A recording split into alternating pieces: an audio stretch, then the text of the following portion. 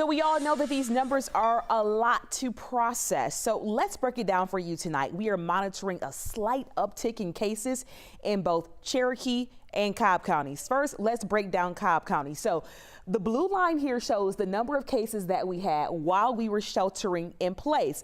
Let's flip it and look at what happened since May 1st. That is when Governor Kemp started to ease the shelter in place orders in Georgia. You can see the numbers were on a downward trend, and then we see quite a few spikes in there. They're going up, and until that date happened, they steadily started climbing.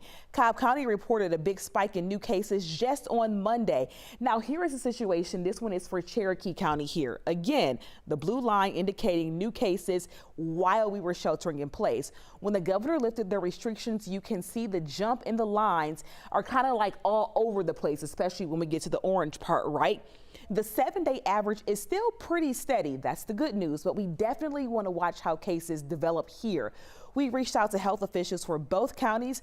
Both attributed the increase in cases to two things: more testing and more cases of the virus among the elderly in assisted living facilities. We know it's hard to contain COVID-19 there because there is a large number of vulnerable people in small spaces and many with underlying conditions or compromised immune systems.